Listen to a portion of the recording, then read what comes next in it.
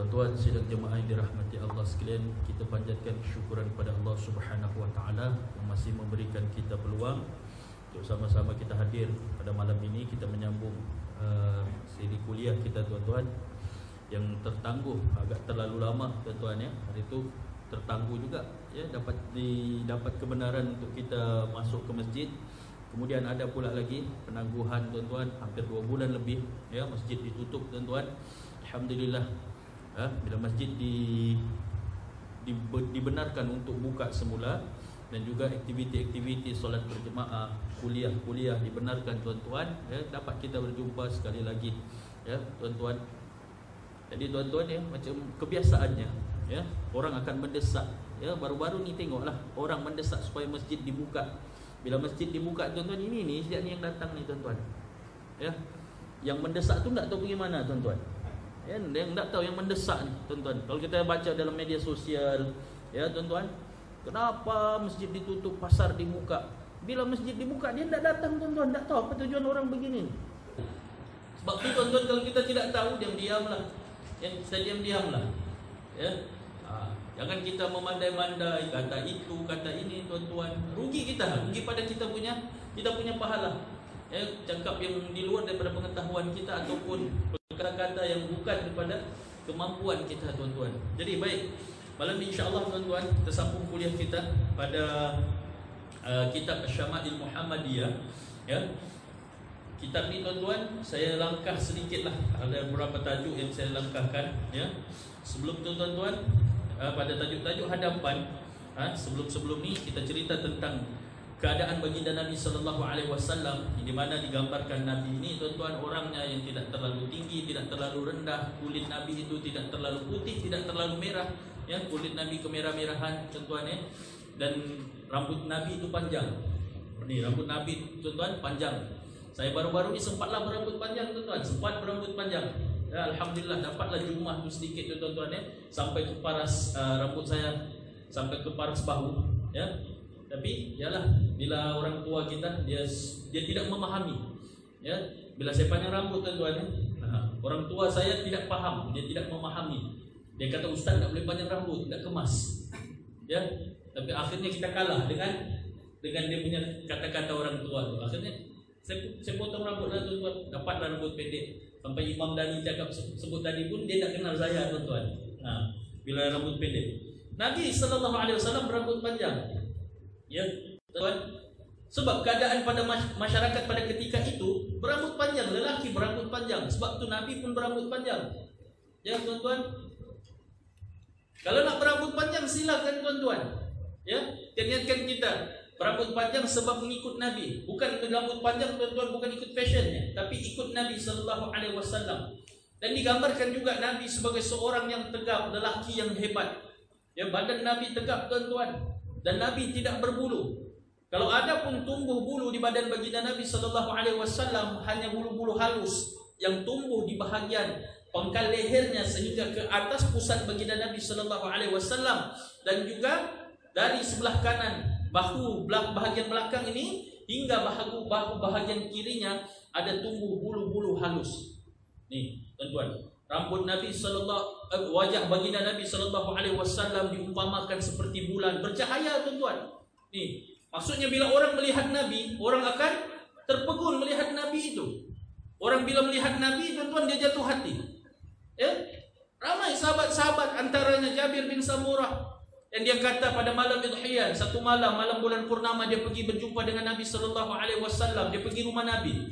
Ya, tuan-tuan, dia bila pergi rumah Nabi, Jabir bin Samurah ni, ketika itu dia kata malam Idhiyah, malam bulan purnama, di mana ketika itu baginda Nabi sallallahu alaihi wasallam berdiri di luar rumahnya. Dan apa kata Jabir bin Samurah? Ketika itu baginda Nabi sallallahu alaihi wasallam melepaskan rambutnya yang panjang itu, dan Nabi memakai hullah. Hullah ini apa? Hullah ini baju tradisional lelaki Arab pada ketika itu. Nabi pakai berwarna merah dan ada garisan sedikit. Lalu kata Jabir bin Samurah, dia melihat antara bulan dan juga Nabi. Ya, selang-seli dia lihat tuan-tuan. Dia lihat Nabi, kemudian dia lihat bulan. Dia lihat Nabi, kemudian dia lihat bulan. Katanya adalah Nabi sallallahu alaihi wasallam lebih indah daripada bulan. Nih. Lebih bercahaya daripada bulan. Tuan-tuan, maksudnya tuan-tuan, bulan ini bercahaya. Begitulah keadaan baginda Nabi sallallahu alaihi wasallam bila kita lihat menyenangkan hati kita. Ini Nabi, tuan-tuan. Waktu tuan-tuan, hari ini Nabi tidak ada, tapi pewaris Nabi itu ada. Al-ulama, kata Nabi, al-ulama warasatul anbiya. Alim ulama, para ilmuwan itu adalah pewaris para nabi. Maksudnya siapa yang memusuhi ulama, tuan-tuan, sekaligus dia memusuhi para nabi. Nabi-nabi sudah tidak ada. Jadi segala ajaran Nabi itu, tuan-tuan, siapa yang sampaikan? Alim ulama kita. Ulama-ulama kita yang sampaikan, tuan-tuan, dapat ilmu. Mengajar alim ulama ini, para ulama, dia mengajar ribuan dia punya anak murid. Bila ribuan anak muridnya dapat ilmu, tuan-tuan, sebarkan lagi ilmu itu. Ada perkara yang kita tidak tahu, tuan-tuan. Ada perkara yang kita tidak pernah tahu. Akhirnya alim ulama ini perjelaskan. Sebagai contoh, tuan-tuan, saya ambil peluang pada malam ini tentang perkara yang makruh. Perkara makruh dilakukan di dalam solat. Sebagai contoh, tuan-tuan, kita solat nih, bagus kita solat. Sebab tu dalam masa permulaan kuliah saya di sini saya ada sebut, kalau tidak ada majlis ilmu di suatu masjid, di suatu tempat, suatu kampung, rugi kampung tersebut. Tidak ada majlis ilmu. Masjid ada bikin salat berjemaah, ada salat Jumaat, ada salat tarawih, salat hari raya, ada dibuat, tapi tidak ada majlis ilmu, rugi, tuan-tuan. Ataupun ada majlis ilmu tapi orang tidak mau datang, rugi. Waktu kita tengok, tuan-tuan, ada orang, ya, bila ada majlis ilmu dia tidak mau datang, ataupun ada masjid tapi EJK tidak ada usaha untuk bawa ustaz-ustaz datang berceramah. Akhirnya, tuan-tuan, orang yang datang sembahyang 30 tahun datang solat, tapi berapa ramai kita tengok yang datang solat sudah 30 tahun, wuduk pun masih tidak betul. 30 tahun datang solat, tuan-tuan, silap-silap mandi wajib pun masih tidak betul.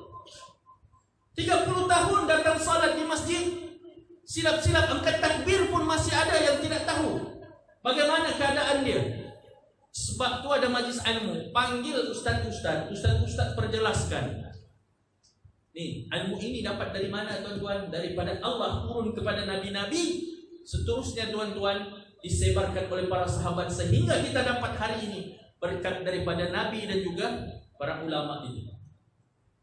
Ini, tuan-tuan, sebagai contoh, ambil contoh. Sebelum kita masuk tajuk kita, pada malam ini kita cerita tentang capal, ya. Sebentar lagi, capal Nabi kita cerita.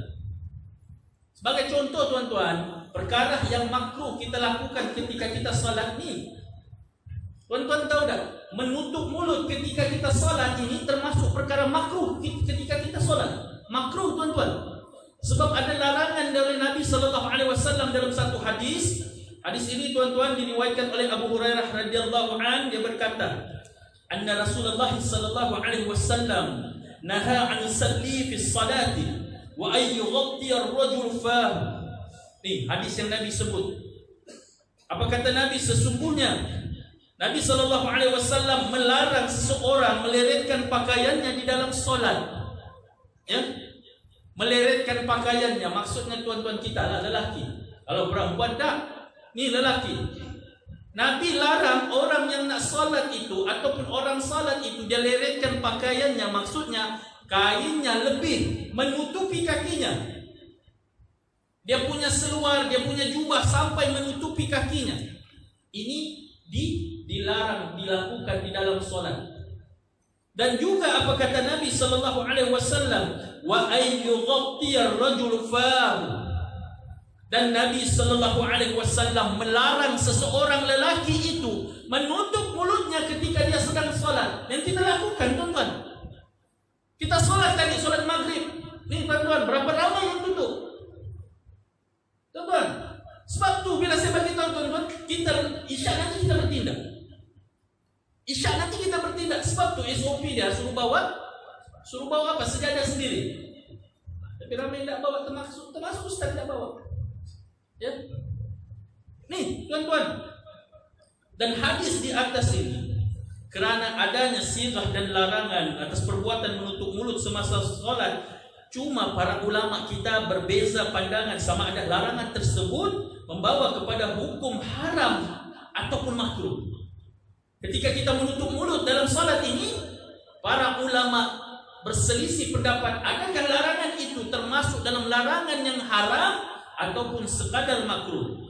Imam Al-Khattabi rahimahullah dalam syarahnya ke atas hadis ini berkata, antara adat orang Arab adalah menutup mulut mereka dengan menggunakan serban. Orang Arab, tuan-tuan, bila mereka salat, mereka menutup keseluruhan kepala mereka itu dengan serban. Mereka tutup, tuan-tuan, tertutuplah kepala mereka. Sehingga kan, tuan-tuan, ya, pendapatnya Imam Al-Khattabi ini dia kata ada orang Arab yang menutup kepalanya itu sehingga kan mereka bermain-main ketika dalam solat. Ada maksudnya, tuan-tuan, bermain-main ini, ya, mereka ini, ya, tidur dalam solat.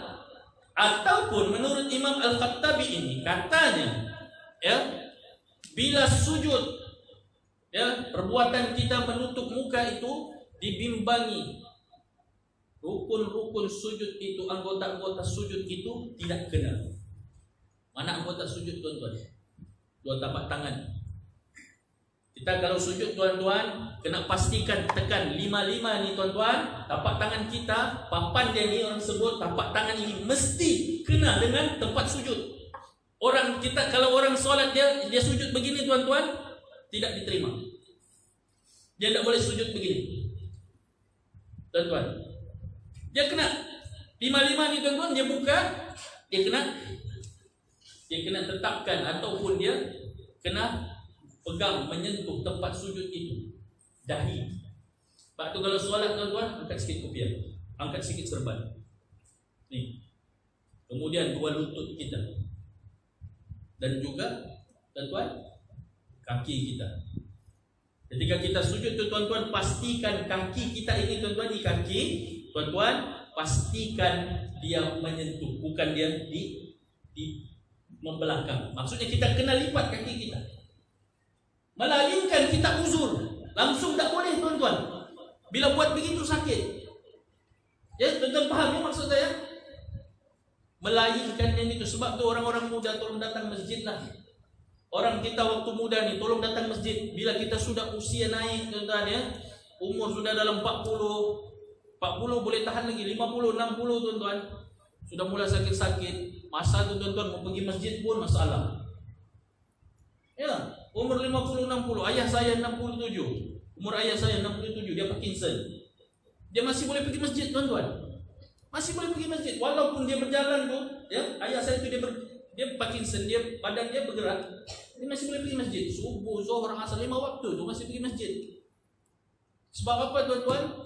Antaranya saya tengok, ya, sejak dari bujangnya memang dia solat berjemaah di masjid. Itu sebab kita anak muda ni pergi masjid. Ya. Melainkan ada larangannya. Larangan itu jangan pula kita langgar. Ini melanggar larangan, tuan-tuan. Macam-macam kita cakap.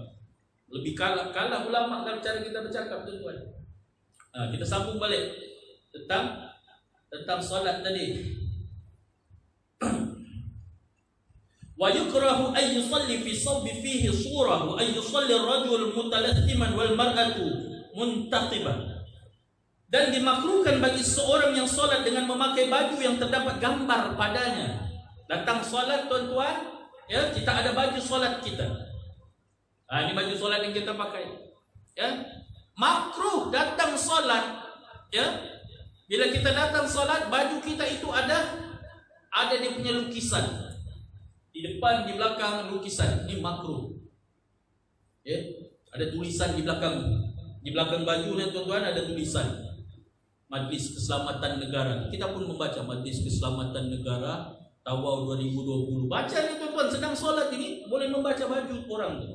Sebab tu makruh. Orang yang memakai baju ni, tuan-tuan, yang ada bentuknya, ada coraknya, makruh dipakai. Dan juga disebutkan di sini, makruh seorang lelaki solat dalam keadaan menutup mulut.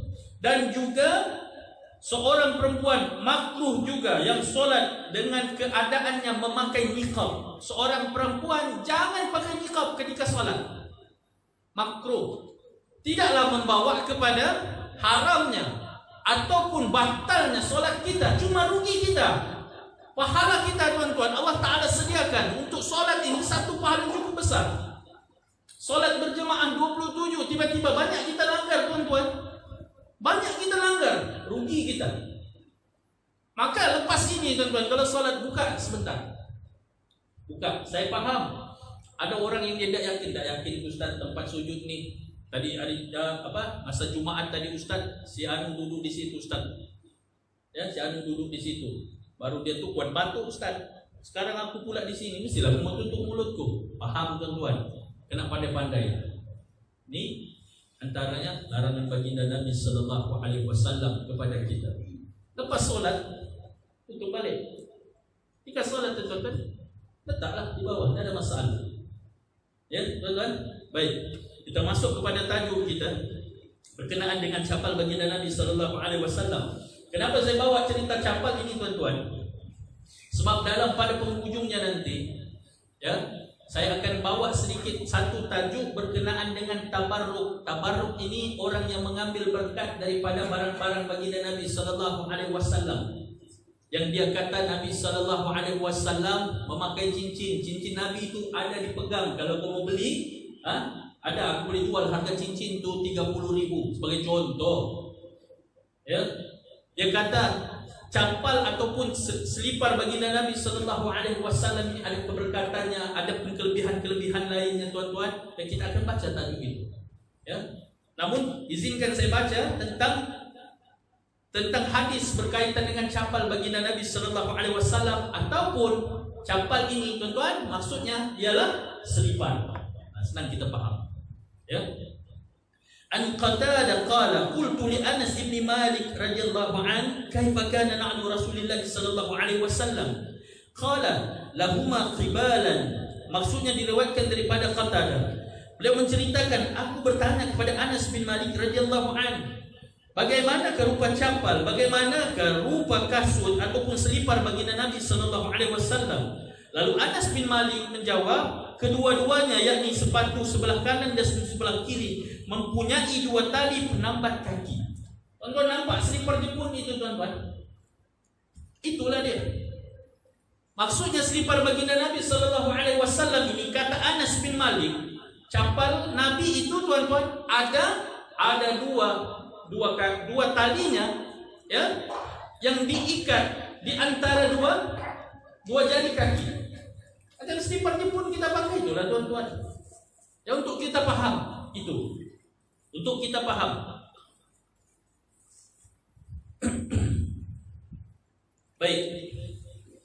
Seterusnya hadis di sini disebutkan An Ibnu Abbas radhiyallahu anhu qala kana li na'li Rasulillah sallallahu alaihi wasallam qibalani muslimun syirakuhuma. Diriwayatkan daripada Ibnu Abbas radhiyallahu anhu, beliau menceritakan adalah capal Rasulullah sallallahu alaihi wasallam mempunyai dua tali penambat kaki di ujungnya, sementara tali yang merentangi permukaan capal juga ada dua. Nih, tonton. Baik. Terima kasih.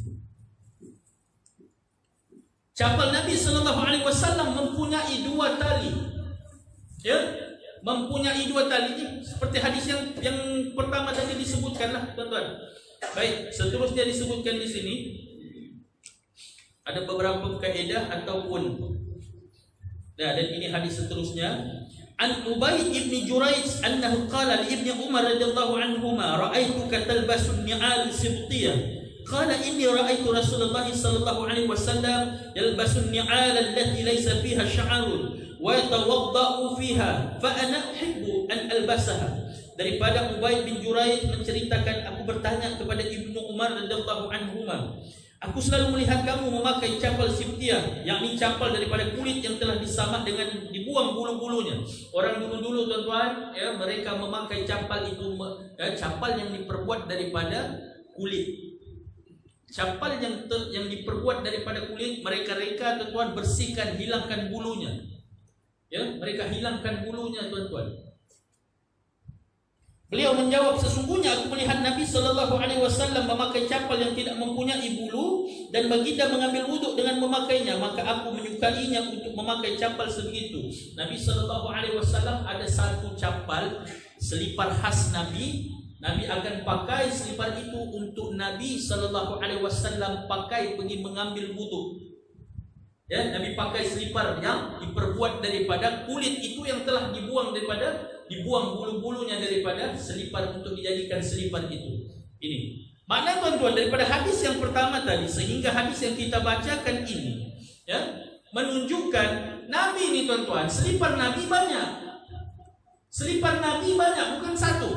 Mungkin ada lebih daripada 2, lebih 3, 4, banyak, bukan satu. Macam kita lah tuan-tuan, selipar kita. Kalau tuan-tuan ingat dari tuan-tuan masa tuan-tuan akil balik, umur akil balik ya, umur 15 tahun sampai umur sekarang, tuan-tuan boleh kira tak berapa banyak tuan-tuan beli selipar?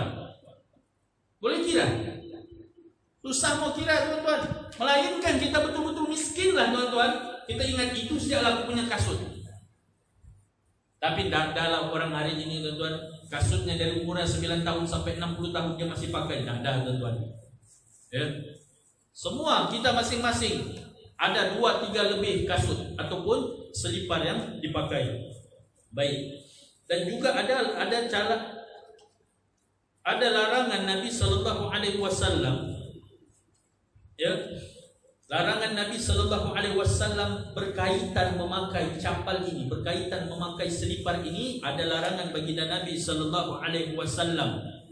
Baik. Apa dia? Hadis daripada An Abi Hurairah radhiyallahu anhu. Anna Rasulullah sallallahu alaihi wasallam qala, la yamshiyanna ahadukum fi na'lin wahidah liyun'ilhuma jami'an aw liyukhfihima jami'an. Diriwayatkan daripada Abu Hurairah radhiyallahu anhu, beliau menceritakan Nabi sallallahu alaihi wasallam bersabda, janganlah seseorang daripada kamu berjalan dengan memakai sebelah capal sahaja, pakailah kedua-duanya atau buangkan kedua-duanya. Maksudnya tuan-tuan di sini Nabi sallallahu alaihi wasallam menegah kita untuk memakai selipar dengan satu selipar. Kita ada 2 kaki tapi kita pakai satu selipar. Nabi tegah. Nabi tegah tuan-tuan, di perbuatan ini kalau Nabi tegah tuan-tuan, ya, ada kita kena larang, kena tinggalkanlah. Kenapa Nabi tegah tuan-tuan?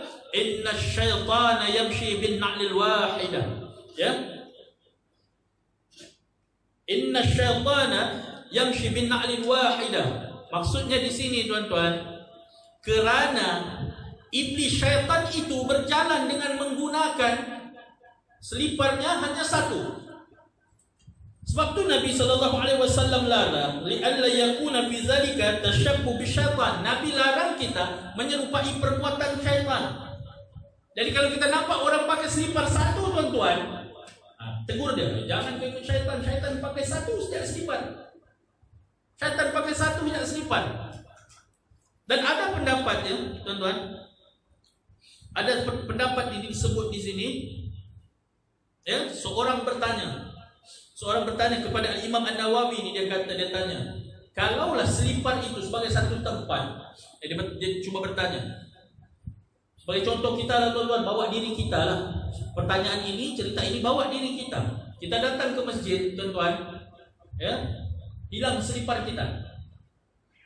Tempat yang selalu hilang selipar di mana tuan-tuan? Masjid lah.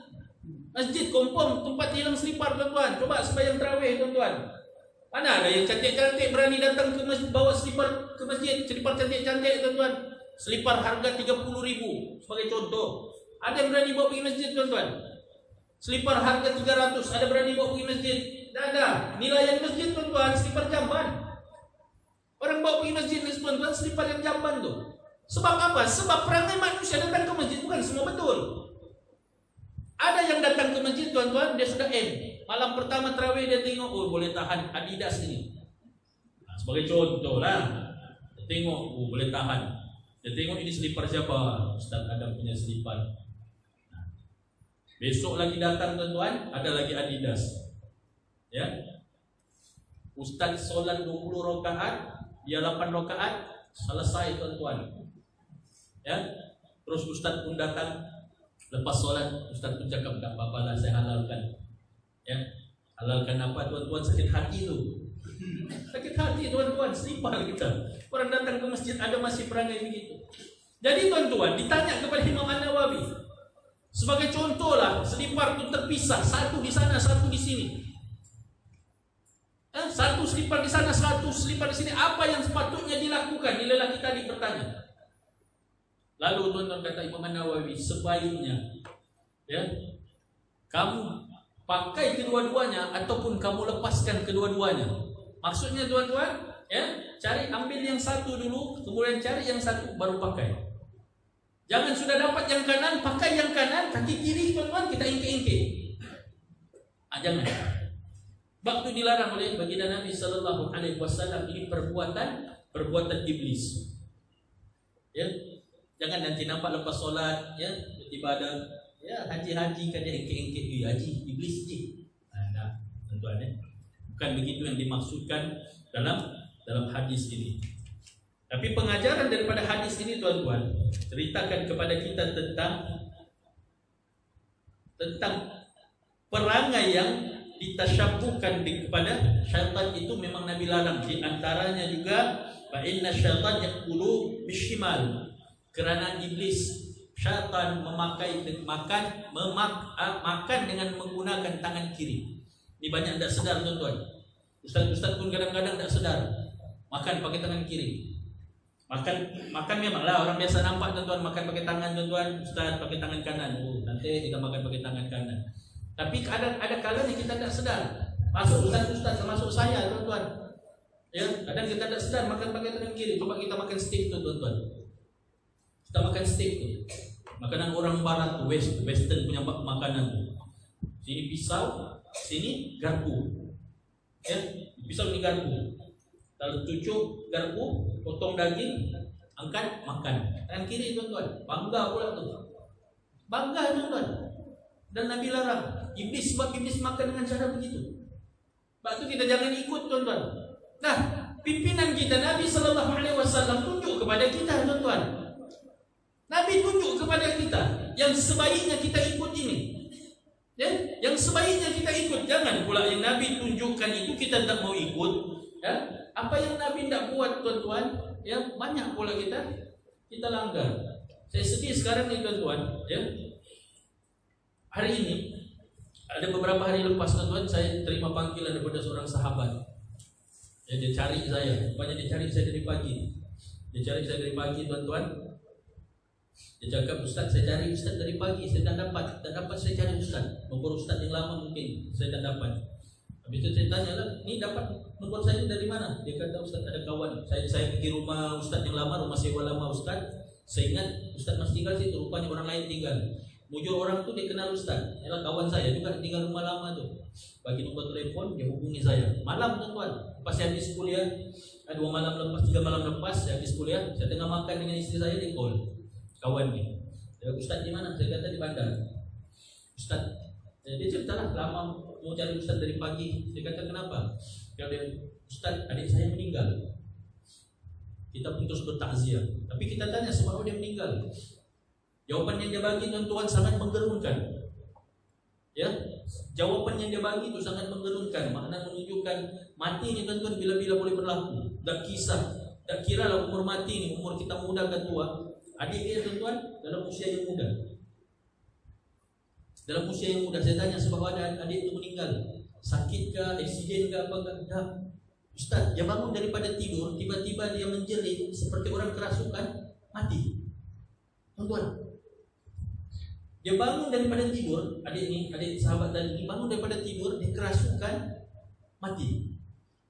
Kita dengar tu tuan-tuan, nampak begitu simple, tapi bagi kita yang banyak dosa tu tuan-tuan, cuba bayangkan kalau benda ni terjadi kepada kita. Kita bangun balik daripada masjid ni tuan-tuan, tidur, adakah kita boleh jamin kita boleh bangun esok pagi?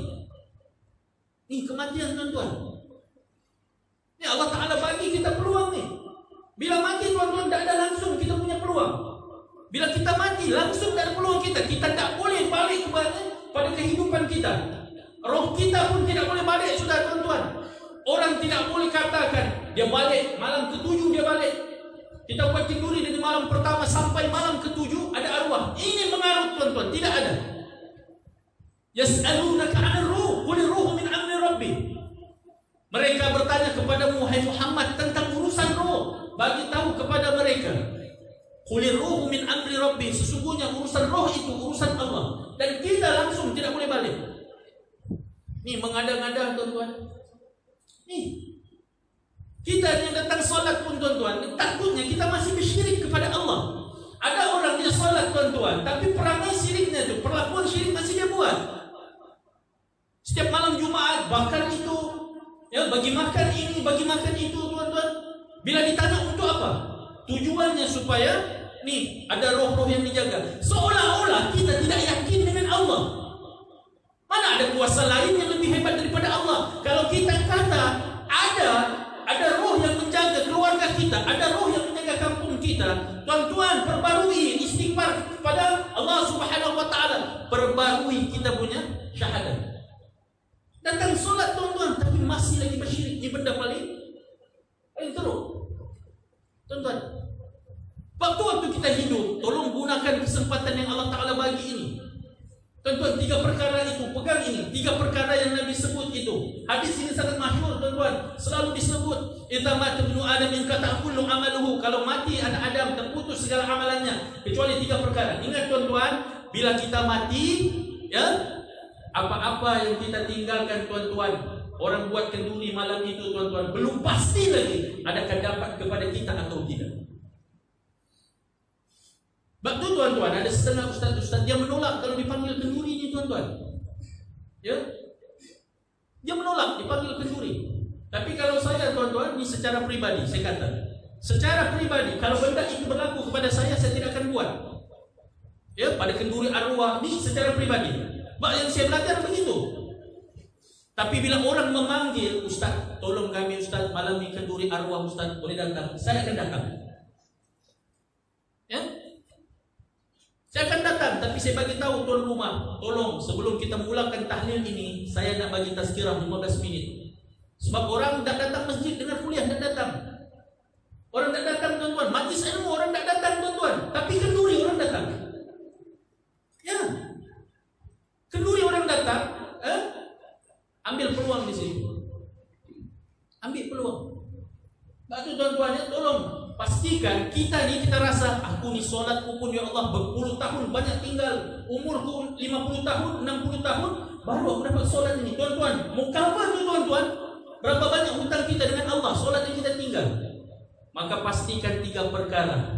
Sedekahun jariyah, tolong bersedekah. Kita miskin macam mana sekali, tolong usahakan bersedekah. Paling dekat tuan-tuan, tuan-tuan ada masjid setiap Jumaat. Jangan dilalukan tong tu sejak tuan-tuan. Ya, masuk masjid tuan-tuan nampak tong RM1 pun jadilah tuan-tuan. Walaupun sudah 30 tahun datang ke masjid, RM1 saja dia punya sedekah. Tak kisahlah. Tuan-tuan, sedekah jariah, tolong tanam awal-awal. Cari tuan-tuan, kita yang ada duit, jangan sayang duit ni tuan-tuan. Duit ni bukan kita punya. Yang kita punya, yang kita bagi kebaikan kepada manusia. Yang pertama, sedekah jariah. Tuan-tuan, ni orang yang infakkan tanah, yang wakafkan tanah, yang wakafkan duitnya, beri duitnya untuk beli iPhone tuan-tuan, untuk beli mikrofon, untuk beli meja ni tuan-tuan, ya, walaupun mereka sudah meninggal dunia tuan-tuan, di dalam kubur pahalanya berjalan. Kita tak mau begitu tuan-tuan. Ambil kesempatan tuan-tuan. Madrasah kan tuan-tuan, tanya mana madrasah, anak-anak madrasah tuan-tuan. Alhamdulillah di madrasah kami tuan-tuan tak putus-putus. Ya, pelajar-pelajar saya ni tuan-tuan, dari kemarin lagi buka puasa tuan-tuan, mewah. Orang hantar makanan, ustaz kami mau hantar makanan. Hari ini sahaja tuan-tuan akan 40 tapau masih ada tinggal di madrasah. Rezeki. Ni. Dari sedekah yang kedua tuan-tuan, al-ilmu yuntafa'u bih. Ni ilmu yang memberi manfaat ini yang disampaikan kepada tuan-tuan ini. Tuan-tuan dengar, tolong sampaikan kepada anak cucu kita, istri kita yang ada di rumah. Beri manfaat, ya. Jangan ilmu sembarangan. Ni ajar ilmu sembarangan, habis kita. Ya. Yang kedua, yang ketiga, waladun salihun yad'ulah. Anak soleh yang sentiasa mendoakan. Ini 3 tuan-tuan, pastikan waktu kita hidup kita ada 3 ini. Tapi kalau sudah anak soleh tidak ada tuan-tuan, ya, 2 ni tolong usahakan. Sedekah jariah dan ilmu yang bermanfaat. Tolong usahakan. Bila kita mati tuan-tuan, ialah kita tak mampu berbuat apa-apa. Orang hanya mengingati kita kenduri 100 hari. Selepas tu kawan-kawan kita akan lupakan kita. Merana kita di dalam kubur sendiri tuan-tuan, dengan biawak besar, dengan tikus besar. Kita berdepan dengan biawak-biawak ni tuan-tuan. Dengan binatang-binatang kita akan berdepan dengan mereka di dalam tanah nanti. Nih, tuan-tuan, sekarang ni kalau ada tikus masuk dalam masjid tuan-tuan, kita boleh berlari lagi. Ada tikus kita boleh lari, ada biawak kita boleh lari. Dalam kubur tuan-tuan, nih tikus inilah, biawak inilah yang akan hancurkan kita. Kalau kita mampu berdepan silakan. Sebab tu tolong tanam. Nih jangan saya masuk mengajar ni tuan-tuan, jangan dengar saja. Kalau pun terus amalkan. Nih yang Nabi SAW sebutkan kepada kita. Tuan-tuan, kerajaan kita tuan-tuan, ya, hari ini kerajaan kita telah melancarkan wakaf air. Wakaf air hari ini dalam sejarah negara kita 60 tahun merdeka tuan-tuan. Hari ini kerajaan kita melancarkan wakaf air. Wakaf air itu apa? Ya, bila kita berwakaf, ya, kita sumbangkan duit kepada Yayasan Wakaf Malaysia. Tuan-tuan, duit yang kita ada tu bagi kepada itu tuan-tuan, mereka kerajaan akan gunakan untuk memajukan sistem air di mana tempat yang ada masalah air, daripada wakaf kita ini tuan-tuan, orang dapat merasa air, kan berjalan pahala kita. Nih tuan-tuan, tuan-tuan tanyalah mana-mana. Tanya di madrasah, Ustaz, ada apa yang boleh kami wakafkan Ustaz? Ada apa yang kami boleh wakafkan Ustaz? Ya, kami sekarang sedang mencari wakaf untuk buat jendela. Kalau ada orang mewakafkan buat jendela, selagi mana kami belajar tuan-tuan, anak-anak ini belajar duduk di situ, dengan adanya jendela yang tuan-tuan wakafkan itu, kami berasa selesa. Kan pahala tu, tuan-tuan tidur pun dapat pahala, tengah makan dapat pahala. Nih, jangan kita pikir Ustaz tak mampu Ustaz. Jangan tuan-tuan, tidak ada orang miskin disebabkan sedekah, tidak ada. Malah orang akan jadi miskin disebabkan dia kedekut. Percaya cakap saya. Terlampau dia pegang duit tuan-tuan, ya, tak mau bersedekah, Allah Ta'ala akan tarik sedikit demi sedikit. Dia ada duit, sebagai contoh 10,000 ke WSP sebagai contoh, dia dapat 10,000, ya. Sebelum dapat duit tu dia cakap, nanti aku mau bersedekah lah, berwakaf lah. Tiba-tiba dapat duit tak jadi. Dia pegang, sayang ni 10,000 ni, dia simpan 10,000. Allah tarik sedikit demi sedikit, dikasih kau sakit pergi hospital, keluar duit. Doktor kata buat pembedahan, berapa pembedahan? 10,000, keluar semua. Nih, tuan-tuan, lepas tu kita kena ikut yang apa Nabi SAW sudah tunjuk kepada kita. Masuk jangan kepada syaitan-syaitan ini. Baik tuan-tuan, ya, dalam masa yang bersisa ini saya ambil masa sedikit pada tuan-tuan bercerita tentang tabarruk, yaitu orang yang mengambil kebaikan ataupun mengambil berkat daripada barang-barang peninggalan baginda Nabi SAW. Namun tuan-tuan, sebelum saya bawa tajuk itu tuan-tuan, ini ya gambaran pada capal baginda Nabi SAW. Ya, capal ini tuan-tuan masih ada dipegang, masih ada disimpan di setengah tempat, tidak semua di seluruh dunia ini, tidak semua. Ada satu tempat yang dinamakan Museum Topkapi Istanbul sana masih menyimpan khazanah ini. Namun persoalan yang kita kena cerita, kita kena kupas hari ini, tentang tabarruk bi asarun Nabi sallallahu alaihi wasallam, ya, al-munfasilah min badanihi. Orang adakah dibolehkan kita bertabarruk dengan asar barang barang peninggalan? Asar ini barang peninggalan Nabi sallallahu alaihi wasallam, al-munfasilah yang terpisah, min badanihi yang terpisah daripada badan Nabi, kasya'ri seperti rambutnya. Ada orang mendakwa ini rambut Nabi sallallahu alaihi wasallam, ya, dijaga rambut Nabi, diletak dalam satu tempat, ya, dia kata ini rambut Nabi sallallahu alaihi wasallam. Siapa yang ada sakit jumpa saya ubat dengan tabarruk dengan rambut Nabi sallallahu alaihi wasallam. Adakah dibolehkan atau tidak tuan-tuan? Adakah dibolehkan atau tidak? Sebab pernah berlaku ketika saya menjadi mutawif membawa jemaah 2 tahun lepas, nak pergi sembahyang maghrib ni tuan-tuan, turun daripada hotel, ya, sejam sebelum maghrib tu kita turun daripada hotel, ya, sejam sebelum maghrib tu Masjidil Haram tu memang penuh sudah, ya. Ni orang kita tuan-tuan, ya, Jam sebelum maghrib Masjidil Haram penuh. Balik daripada Mekah, haram pergi masjid. Tak nampak tuan-tuan. Ni orang kita ni.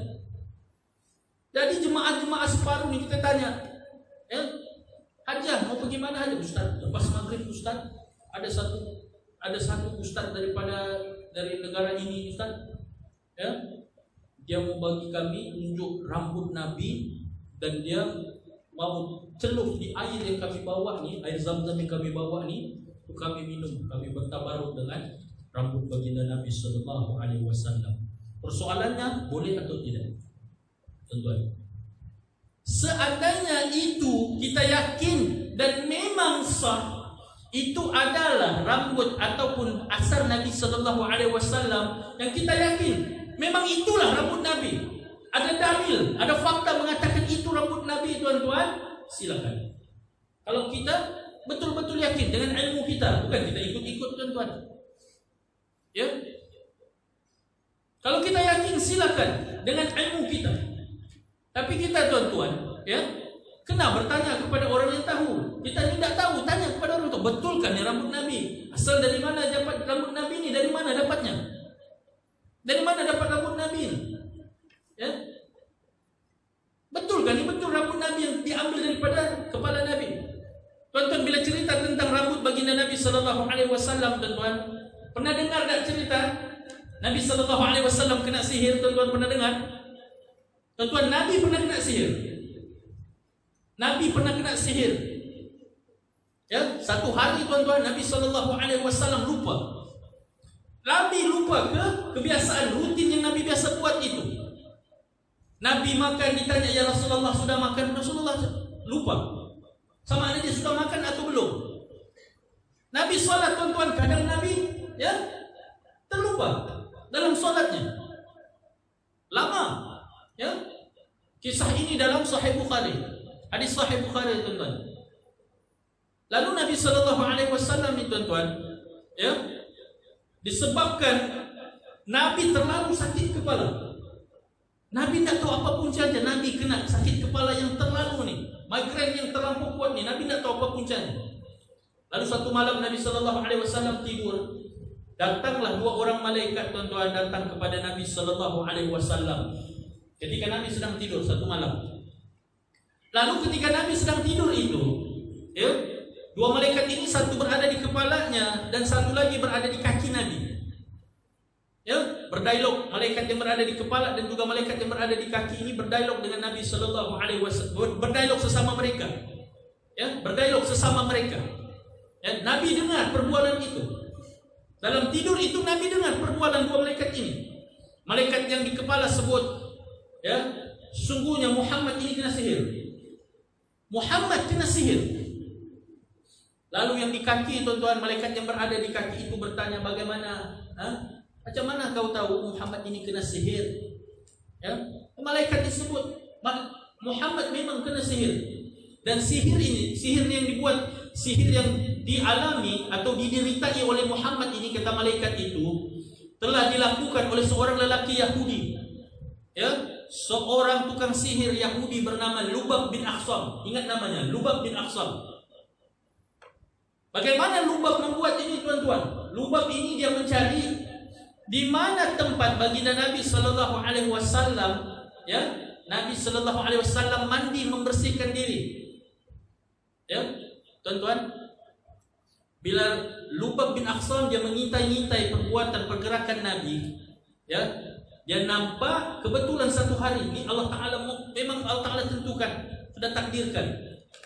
Rasulullah sallallahu alaihi wasallam, tuan-tuan, menyikat rambutnya dengan sisirnya, dan di sisir itu tersangkut 11 helai rambut baginda Nabi sallallahu alaihi wasallam. Lalu patah sisir itu, tuan-tuan, Nabi letak di situ. Lubab bin Akhsam ini, tuan-tuan, ini peluang, dia kata peluang. Dia ambil itu sisir baginda Nabi sallallahu alaihi wasallam, dia nampak ada rambut baginda Nabi, dan kemudian dia bawa balik, tuan-tuan. Lubab bin Akhsam ini malaikat, dialog malaikat tu. Kemudian Lubab bin Akhsam buat satu buhul. Buhul tahu? Patung lilin itu, tuan-tuan. Diikat patung lilin itu dengan rambut baginda Nabi sallallahu alaihi wasallam, 11 helai rambut baginda Nabi sallallahu alaihi wasallam. diikat daripada patung itu.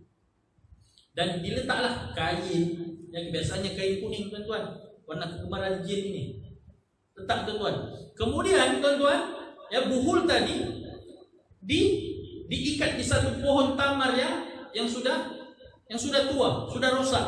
Kemudian dipotong pohon tamar yang rosak itu tuan-tuan, diletakkan ya di bawah satu telaga. Nama telaga itu ya Bi'ru Zafran ataupun Bi'ru Zafan. Telaga ini telaga Zafan. Diletak di situ tuan-tuan. Ya. Di mana di kampung itu semuanya orang Yahudi yang berada di Madinah. Disitulah disimpan rambut baginda Nabi sallallahu alaihi wasallam yang diikat pada buhul itu, diikat pada pohon kurma, kemudian diletak di dalam telaga. Ya, diletak paling bawah dalam telaga tuan-tuan, sehingga Nabi ini sakit kepala. Sakit kepala Nabi berbulan lamanya tuan-tuan. Lalu Nabi sallallahu alaihi wasallam itu tuan-tuan, Nabi sedar apa yang diperkatakan oleh dua malaikat ini tadi. Nabi sedar, malaikat Jibril terlalu bimbang dengan Nabi. Bimbang malaikat Jibril. Naik malaikat Jibril bertemu dengan Allah, minta kepada Allah, ya kalau boleh bagi Muhammad ini penawar. Allah bagi mutiara yang sangat besar kepada Rasulullah dan juga kepada kita. Allah Ta'ala turunkan tuan-tuan 11 ayat yang dipanggil ayat-ayat mau'izat. 11 ayat tuan-tuan. Kita semua hafal ayat ini tuan-tuan. Lalu keesokan harinya Nabi memerintahkan Sayyidina Ali dan juga Sayyidina Zubair, ya. Tuan-tuan saya ambil masa sedikit tuan-tuan, boleh? Nabi perintahkan Sayyidina Ali dan juga Sayyidina Zubair untuk masuk mencari buhul tadi. Masuk ke telaga Zafar tadi untuk mencari buhul tadi. Dapat tuan-tuan. Buhul itu diberikan kepada Nabi. Nabi nampak tuan-tuan, kemudian Nabi hapuskan. Bagaimana Nabi hapuskan tuan-tuan? Ketika Nabi dapat buhul itu, Nabi dapat rambutnya itu yang diikat kepada buhul itu, Allah Ta'ala turunkan 11 ayat mau'izat untuk kita pegang, supaya kita terhindar daripada gangguan iblis dan syaitanir rajim. Apa dia tuan-tuan 11 ayat itu tuan-tuan? 5 ayat daripada surah Al-Falaq dan 6 ayat daripada surah An-Nas. Qul a'udzu birabbil falaq min syarri ma khalaq wa min syarri ghasiqin idza waqab wa min syarri an-naffatsati fil 'uqad wa min syarri hasidin idza hasad. Bismillahirrahmanirrahim. Qul a'udzu birabbin nas malikin nas ilahin nas min syarril waswasil khannas alladzi yuwaswisu fi sudurin nas minal jinnati wan nas. 11 ayat mau'izat diajarkan oleh Jibril kepada baginda Nabi sallallahu alaihi wasallam. Lalu tuan-tuan, ya, Jibril meruqyahkan Nabi. Jibril baca Bismillahirrahmanirrahim min kulli syai'in yu'zika min syarri kulli nafsin aw 'ain hasidin la yashfika bismillahirrahmanirrahim. Dibacakan kepada Rasulullah sallallahu alaihi wasallam, hilang langsung penyakit yang Nabi derita ini tuan-tuan. Waktu sebelum tidur tolong baca mau'izat 11 ayat ini tuan-tuan. 11 ayat mau'izat ini tuan-tuan. Baik, kita teruskan, ya. Kita teruskan sedikit tuan-tuan, ya. Saya ambil masa sedikit tentang bertabaruk tadi. Bertabaruk dengan barang-barang baginda Nabi sallallahu alaihi wasallam. Persoalan bolehkah kita bertabaruk? Dijawab oleh para ulama dalam buku ini, tulis tuan-tuan, lakinis su'al hal yujadu syai'un min athar rasulina. Adakah masih wujud lagi asar daripada rasulina, rasul kita Muhammad sallallahu alaihi wasallam fi zamanina hada, pada zaman kita ini masihkah wujud barang-barang itu? Adakah wujud lagi? Ya. Itu dia tuan-tuan. Yang pertama tuan-tuan, ya, jawapan dia al-amrul awal inna ma khallafahu an-nabi sallallahu alaihi wasallam min al-athari qalilan jiddan. Nabi sallallahu alaihi wasallam, barang peninggalan Nabi tidak banyak tuan-tuan. Tidak banyak barang peninggalan Nabi. Jadi kalau ada orang mengatakan dia simpan itu, dia simpan ini tuan-tuan, tolong cek sebagus-bagusnya, sebaik-baiknya. Adakah betul itu peninggalan baginda Nabi sallallahu alaihi wasallam? Yang pertama, yang kedua, jawapan yang kedua diberikan oleh pengarang kitab ini Al-Amrus Tsani, inna katsiran min hadhil asar mu'arradatul lil faqdan ma'amir al-ayyam bi asbab minha al-fatan. Ya, kebanyakannya barang-barang peninggalan Nabi sallallahu alaihi wasallam ya ta'arradat, telah hilang disebabkan ya bi asbab minha, disebabkan al-fatan, fitnah, maksudnya peperangan ya. Bila berperang tuan-tuan, ada para sahabat baginda Nabi sallallahu alaihi wasallam yang memegang asar baginda Nabi sallallahu alaihi wasallam. Dalam peperangan barang-barang itu hilang barang-barang itu. Tapi hari ini ada orang kata itu adalah milik Rasulullah. Nih. Dan juga antara lainnya tuan-tuan jawabannya ya. Antara lainnya di sini tuan-tuan diletakkan di situ ya. Min asbabi fiqdan tilkal athar, di antara sebab-sebab kehilangan barang-barang ini wasiatun ba'dhu sahabat. Para sahabat sebahagiannya telah berwasiat radhiyallahu anhum, mereka telah berwasiat ya bi anna yudfinu ma'ahu ma yujadu indahu min athari. Kalaulah mereka mati, nih wasiat para sahabat, kalau mereka mati tolong kuburkan sekali barang Nabi itu dengan mereka. Nih para sahabat yang telah meninggal dunia, bawa asal Nabi itu mati, bawa ke dalam kubur. Dan tuan-tuan ya, wa huwa ahammu, dan paling penting ma yakuna fi hadzal bab, paling penting untuk kita paham pada bab ini, adamu dalilul yaqini. Tidak ada dalil yang boleh meyakinkan kita, fakta yang boleh meyakinkan kita tentang itulah asal Nabi. Ya? Tidak ada satu dalil pun yang boleh diyakini tuan-tuan, itulah asal baginda Nabi sallallahu alaihi wasallam. Baik, ya. Dan saya ambil contoh sebagai contoh tuan-tuan, cincin baginda Nabi sallallahu alaihi wasallam. Insyaallah pada minggu hadapan tuan-tuan kita akan cerita tentang cincin itu, ya. Saya habiskan tajuk pada malam ini tentang cincin Nabi. Yang ada orang dakwah, dia pegang cincin Nabi. Nih, yang cincin yang saya pakai ini tuan-tuan, yang dipanggil khatamun Nabi. Ada orang mendakwah dia masih pegang ini cincin Nabi. Ya, dia mendakwa itu adalah cincin baginda Nabi sallallahu alaihi wasallam. Saya bacakan hadis dia, an Ibnu Umar radhiyallahu an annahu qala ittakhadha Rasulullah sallallahu alaihi wasallam khataman min warid. Nabi sallallahu alaihi wasallam ada satu cincin khatamun min warid, yang cincin itu diperbuat daripada warid perak. Wa kana fi yadihi, yang Nabi pakai pada tangannya. Summa kana ba'du fi yadi Abu Bakr. Kemudian bila Nabi sallallahu alaihi wasallam wafat, cincin itu diambil oleh Sayyidina Abu Bakar. Abu Bakar pakai. Pada zaman Nabi sallallahu alaihi wasallam, cincin yang ada cop Muhammad Rasulullah haram dipakai oleh orang awam. Hanya Nabi yang pakai tuan-tuan. Sebab apa, kita akan cerita pada minggu hadapan tentang cincin. Ya, summa kana ba'du fi yadi Umar. Selepas Rasulullah meninggal wafat, cincin itu dapat kepada Sayyidina Abu Bakar. Summa kana ba'du fi Abi Bakr, summa kana ya'du fi yadi Umar. Selepas Sayyidina Abu Bakar meninggal, dapat kepada Umar. Summa kana ba'du fi yadi Utsman. Kemudian selepas Umar meninggal, dapat kepada Sayyidina Utsman tentang cincin ini. Hatta waqa'a ba'du fi bi'ri Aris. Kemudian cincin itu hilang di Bi'ru Aris, hilang di Telaga Aris. Cincin Nabi ini tuan-tuan hilang di Telaga Aris. Lalu Umar ini, Sayyidina Utsman, dia memerintahkan para rakyatnya untuk menggali telaga, keringkan telaga untuk mencari cincin, tapi tidak jumpa. Naqashuhu, cincin itu ukirannya Muhammad Rasulullah. Cincin yang hilang itu ada ukiran Muhammad Rasulullah, hilang di Bi'ru Aris sehingga hari ini tidak dijumpa. Tapi ada orang mendakwa itu adalah cincin Nabi. Mana ada tuan-tuan? Hilang. Dan bab paling penting dalam tajuk ini tuan-tuan, sebelum kita tutup, ya, bagaimana boleh bermulanya tentang polemik capal ini. Ya, dia bermula tuan-tuan apabila ada seorang lelaki yang menulis satu kitab, ya, seorang syekh. Ya, syekh ini dia tulis satu kitab, nama syekh ini Abul Abbas Al-Maqtari At-Tilmisali. Namanya Abul Abbas Al-Maqtari At-Tilmisali, yang wafatnya pada tahun 1041. Maksudnya 1000 tahun selepas Rasulullah wafat baru dia wafat. Maknanya dia tidak berjumpa dengan Nabi, tidak sempat jumpa.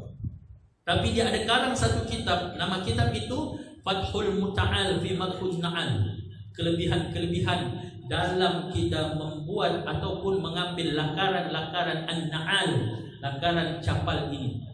Dia kata tuan-tuan, dengan menyimpan lakaran gambar capal ini, seseorang akan diberkati dengan ziarah bertemu Rasulullah. Siapa yang ada simpan lakaran capal itu, sama ada dia pakai di kopiah, sama ada dia pakai letak di kereta, sama ada dia pakai di serban, tuan-tuan. Kata Abul Abbas ini, dia kata seorang itu akan diberkati dengan ziarah bertemu Rasulullah. Nabi SAW akan datang berziarah bertemu dengan dia, kata Abul Abbas tadi. Dan katanya lagi, sesiapa yang ada menyimpan lakaran capal ini akan dilepasi dari kuku besi sang penzalim. Kalau ada capal itu tuan-tuan, apa-apa orang nak berbuat zalim kepada kita, kita tidak akan terkena, kita akan lepas. Dan juga katanya, dia juga siapa yang menyimpan lakaran capal ini, dia akan mencapai kemasyhuran. Masyhur namanya, orang yang mencari kemasyhuran, kalau pegang letak lakaran capal itu, dia boleh dapat. Dan juga dia berjaya dalam segala cita-citanya, dalam perniagaannya, dalam rumah tangganya. Dengan menyimpan lakaran capal itu melalui tawassul capal kepada Nabi sallallahu alaihi wasallam.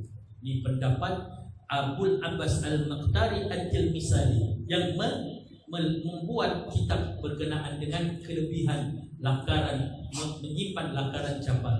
Baik tuan-tuan, terpulang kepada tuan-tuan, benda ini, kalaulah lakaran capal yang tuan-tuan pakai di atas kopiah itu mendatangkan rasa cinta yang mendalam kepada Nabi, silakan. Ya, bila kita pakai kopiah yang ada capal, kita rasa sayang kepada Nabi, bukan ada sebab lain, sebab kita cinta, rindu kita kepada Nabi, silakan. Kalau kita rasa kita menyimpan dengan kita menyimpan asal Nabi, lakaran-lakaran, barangan-barangan Nabi sallallahu alaihi wasallam, capallah sebagai contohnya, letak di topi. Dengan adanya topi, ya kita berbangga, kita ini menjunjung sunnah baginda Nabi sallallahu alaihi wasallam, silakan. Tapi kalau ada disebabkan benda lain, kalau memakai capal di atas kepala, kita kata masyhur, ya, rumah tangga jadi cantik, ya, bahagia, perniagaan kita pun untuk tuan-tuan tinggalkan. Ya, kalau itu tidak mendatangkan kebaikan untuk kita. Mudah-mudahan pencerahan pada malam ini tuan-tuan, ya, dapat memberikan sedikit maklumat dan juga ilmu kepada kita. Mudah-mudahan Allah Subhanahu wa taala merahmati kita semua dan seterusnya memberi peluang kepada kita untuk memperbaiki diri, ya, dan juga seterusnya tuan-tuan dapat menjadi hamba Allah serta dapat menjadi umat Muhammad yang dedikasi kepada amalan kehidupan beribadah ini mengikut sunnah baginda Nabi sallallahu alaihi wasallam. Bismillahirrahmanirrahim. Alhamdulillahirabbil alamin wassalatu wassalamu ala asyrafil anbiya'i wal mursalin sayyidina wa maulana Muhammadin wa ala alihi washabbihi ajma'in. Allahumma ij'al jama'ana hadha jam'an marhuma wa tafarraqna min ba'di tafarruqan ma'suma. Bismillahilladzi la yadurru ma'asmihi syai'un fil ardi wa la fis sama'i wa huwas sami'ul 'alim. اللهم افتح علينا حكمتك وانشر علينا من خزائن رحمتك يا ارحم الراحمين. اللهم ارزقنا فهم النبي وحفظ المرسلين والهام ملائكه المقربين بعافيتك يا رب العالمين. ربنا اتنا في الدنيا حسنه وفي الاخره حسنه وقنا عذاب النار. صلى الله على سيدنا محمد وعلى اله وصحبه وسلم. الحمد لله رب العالمين وبالله التوفيق والهدايه. والسلام عليكم ورحمه الله وبركاته.